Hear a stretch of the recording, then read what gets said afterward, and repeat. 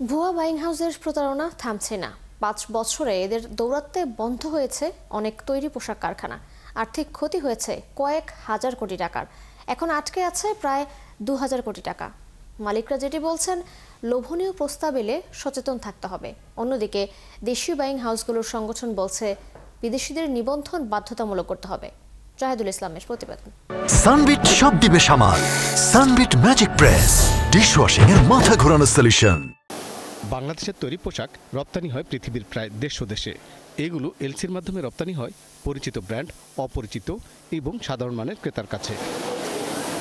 এই গার্মেন্টস মালিক বলছেন, মাঝে মধ্যে ক্রেতা সেজে লোভনীয় প্রস্তাব নিয়ে আসেন প্রতারক চক্র। ফেব্রিক তারাই দিবে চায়না থেকে, তাদের নমিনেশন ছিল। ইভেন অ্যাক্সেসরিজ তারা দেবে, একদম আমাকে পরিশোধ করতে হতো। আমি শুধু পাইতাম সিএমটা, আমি যা প্রাইস চাইছি তাই দিবে। তখন আমার আবার খটকা লাগলো যে আসলে কি এত প্রাইস আছে নাকি। একটা রিলেটিভ আছে আমার, ব্রাদার ইন ল, থাকে ইংল্যান্ডে। আমি তাকে বললাম যে তুমি একটু ওই অফিসে যাও। তন্ন তন্ন করে সে এই যে ইউকের যে অফিসের যে অ্যাড্রেস, এটা খুঁজে পাইল না। পোশাক রপ্তানিকারক সংগঠন বিজিএমইএ তথ্য বলছে, গেল ৫ বছরে বাইং হাউসগুলোর প্রতারণা শিকার হয়েছে ৫২৬টি গার্মেন্টস, যেখানে অনাদায়ী পড়ে আছে প্রায় ২,০০০ কোটি টাকা। চেষ্টা করতে হবে ওই কোম্পানির ক্রেডিট রেটিং নিতে। এটা ব্যাংক টু ব্যাংক হইতে পারে, আর ক্রেডিট রেটিং দেয় পৃথিবীর অনেক নাম করা কোম্পানি আছে, এগুলো খোঁজ খবর নেওয়া। আর এখন যেহেতু এলো তথ্য প্রযুক্তির যুগ, চাইলেই একটা বায়ার সম্পর্কে কিন্তু ধারণা নেওয়া যায়। পোশাক রপ্তানিকারক আরেক সংগঠন বিকেএমই এর অভিযোগ, দেশি বাইং হাউসগুলো সরকারের অনুমোদন নিয়ে ব্যবসা করলেও বিদেশিগুলো তা নেই।